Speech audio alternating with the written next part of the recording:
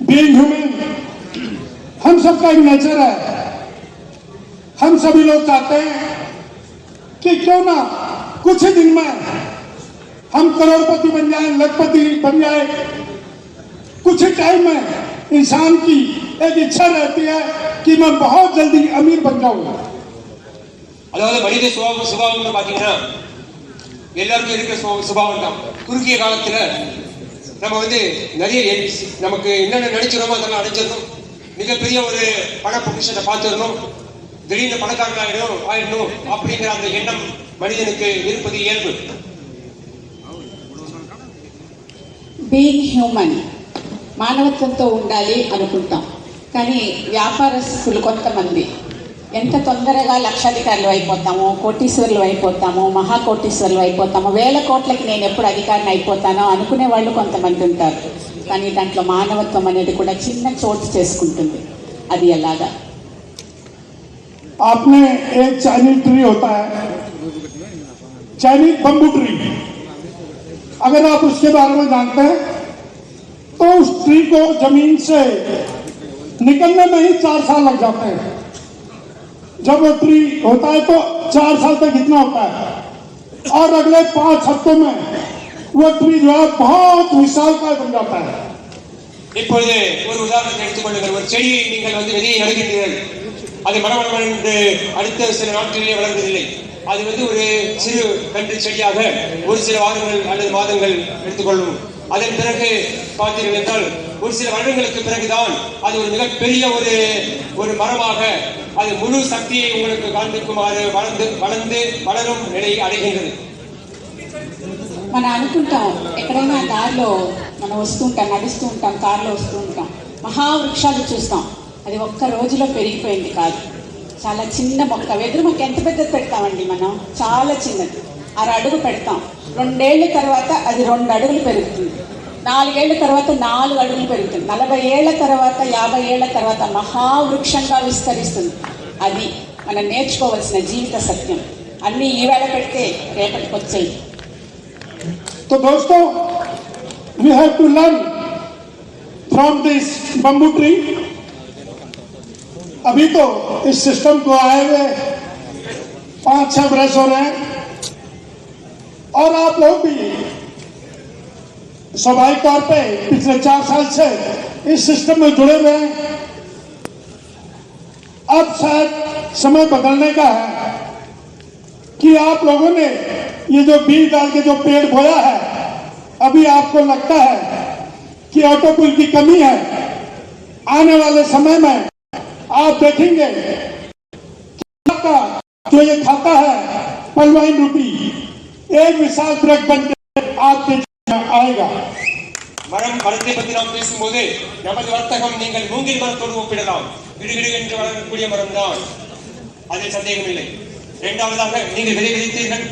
இப்பொழுது கிட்டத்தட்ட 4 வருடமாக இந்த மரமாக மாறி வருகின்ற இந்த சூழலிலே இப்பொழுது ஆட்டோ பூல் என்ற பண வருவாயையும் நீங்கள் பார்க்கின்ற ஆதாயம் வரக்கூடிய நிலையிலே நீங்கள் இருக்கின்றீர்கள்.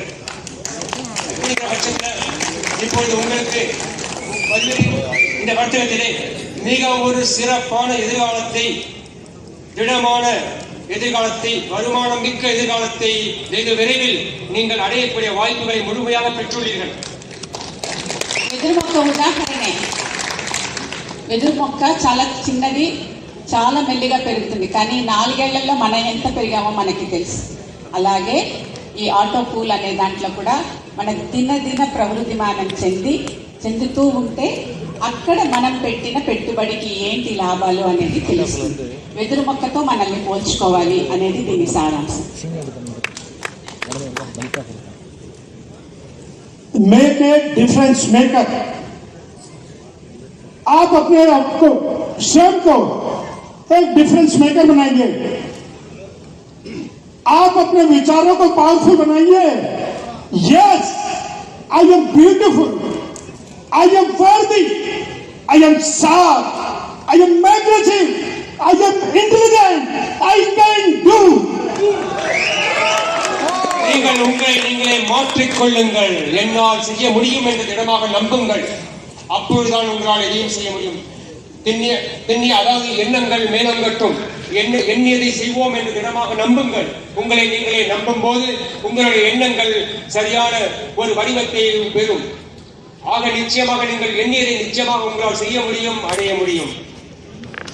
నేను ఏమి చెయ్యగలుగుతాను అనుకునే కన్నా నేను కాకపోతే ఎవరు చెయ్యగలుగుతారు అనే ఉద్దేశాన్ని ప్రతి ఒక్కళ్ళలో మీరు విత్తనంలాగా నాటుకుంటే ఆ వెదురు మొక్క 20 ఏళ్ల తర్వాత ఎంత పెద్దదవుతుందో అలాగే మీరు కూడా మహావృక్షం లాగా ఎదిగి ఈ వ్యాపారంలో నిలబడగలుగుతారు అని నేను చెప్తున్నాను. क्योंकि एक जो बुरा एटीट्यूड होता है या जो नेगेटिव सोच होती है वो जिंदगी में एक पंचर टायर की तरह होती है. जिस तरह से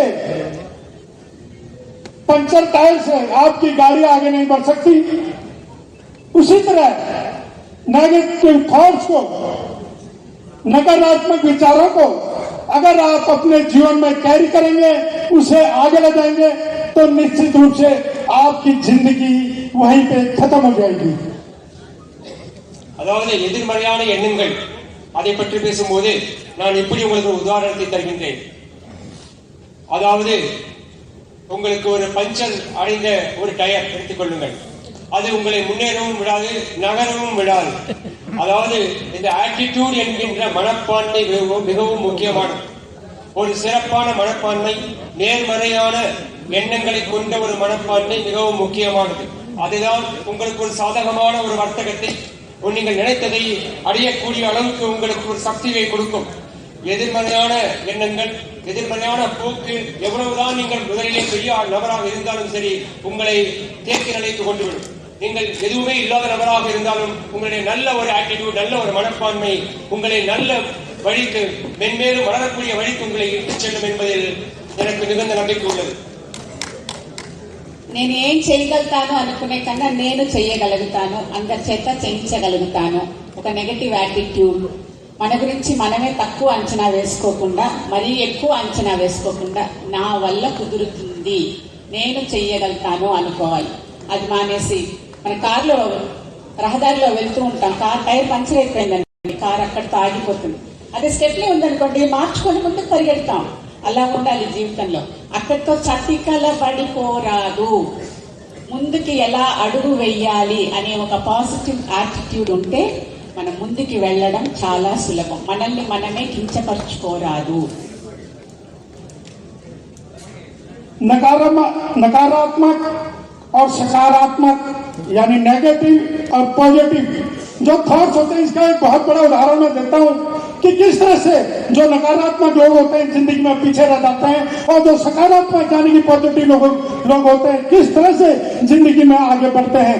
एक जूते की कंपनी थी, उसमें 2 लोग काम करते थे जिनका नाम था राम और श्याम. एक जूते की कंपनी ने अपने दोनों एम्प्लॉय को अंडमान निकोबार में भेजा, जहां पर कोई जूते ही नहीं पहनता था. राम और श्याम को भेजा कि आप जाइए वहां पे मार्केट का सर्वे कीजिए. तो पहला व्यक्ति राम वहां पे गया, वहां तो देखा यहां कोई जूते ही नहीं पहनता, सब लोग नंगे पांव हैं. और जो दूसरा आदमी आया वो 1.5 महीने बाद वहां से लौट गया अंडमान निकोबार से. और जब उसके मालिक ने पूछा राम से, भाई आप तो खाली आए हो, उसने कहा सर वहां पे कोई जूते ही नहीं पहनता तो ऑर्डर क्या मिलेगा. This is the negative thought. Apart from this, और जब शाम वहां पे गया तो शाम ने कहा सर बाबा मजा आ गया. This is the positive attitude.